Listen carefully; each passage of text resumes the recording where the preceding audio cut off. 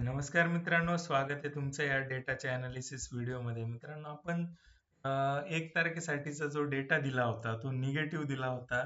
भले त्यामध्ये positive news होती, SGX निफ्टी पॉझिटिव्ह 100-125 पॉईंट त्या ठिकाणी ट्रेड करत होता. मार्केट ओपनही वरती झालं, मार्केट थोडा वेळ वरती गेलं, पण मी जे सांगितल्याप्रमाणे की एक्सपेक्टेड आहे आपल्याला वरच्या लेवल पासून सेलिंग, आणि तसं घडलं मित्रांनो. त्याचं रिझन होतं डेटा. ठीक आहे. तर डेटा कशा पद्धतीने होता की जे पॉझिटिव्ह गेले होते क्लायंट्स आणि FIs आणि प्रोने त्यांच्या ज्या लॉंग पोझिशन्स होत्या त्या कट केल्या होत्या आणि शॉर्ट पोझिशन्स त्यांनी कॅरी केल्या होत्या.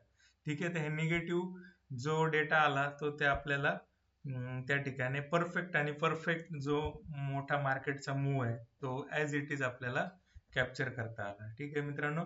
ह्याच्यानंतरून आता उद्यासाठीचा जो डेटा आहे तो कसा आलेला आहे मित्रांनो. तर उद्या आहे एक्सपायरी. उद्याची जी एक्सपायरी आहे तर एक्सपायरी साठीचा जो डेटा असणार आहे मित्रांनो, तुम्ही बघू शकत असाल क्लायंट जे आहेत ते साधारण 5 lakh quantity, 5.25 lakh quantity long झालेले आहेत. ओके.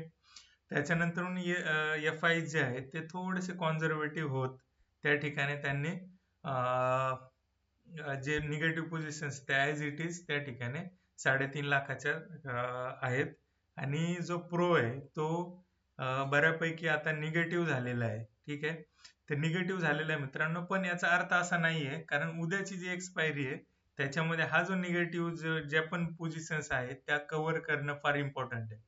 जर मार्केट खालच्या लेवलला ओपन झालं, ओके, तर बघूया आपण SGX कसा काम करतोय आधी, त्यावरून एक ऍव्हरेज अंदाज आपल्याला मिळेल. SGX निफ्टी जो काम करतोय तो त्यावरून आपल्याला एक अनालिसिस मिळू शकतं की कशा पद्धतीने. तर उद्यासाठीचं ओपनिंग हे फ्लॅट आहे, पण ओपनिंग नंतरून जर मार्केट सकाळच्या क्षेत्रामध्ये एकदम हेविली त्या ठिकाणी खाली गेलं किंवा बऱ्यापैकी खाली गेलं तर एक रिकव्हरी येऊ शकते.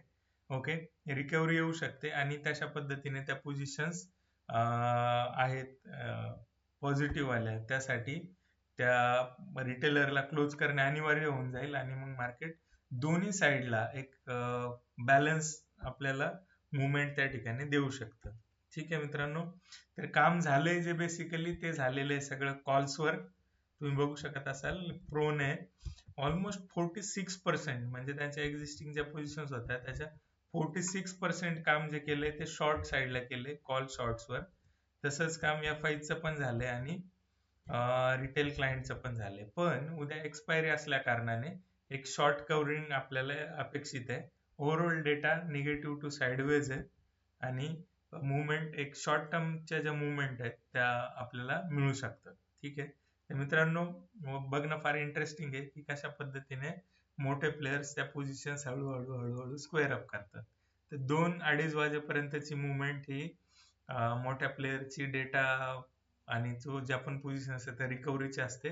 2:30 नंतर एक आयदर साईड कुठलीही, म्हणजे डेटा जरी निगेटिव्ह आहे पॉझिटिव्ह साईडला मुवमेंट येईल किंवा मार्केट पॉझिटिव्ह असेल तर निगेटिव्ह साईडला मुवमेंट, एक अपोजिट डायरेक्शनची मुवमेंट त्या ठिकाणी होण्याचे चान्सेस असू शकतात. तर मित्रांनो, थांबूया आजच्या व्हिडिओमध्ये. अशाच इंटरेस्टिंग व्हिडिओसाठी आणि ह्या डेटा अनालिसिससाठी सबस्क्राईब करा आणि मित्रांपर्यंत नक्की पोहोचवा. थँक्यू.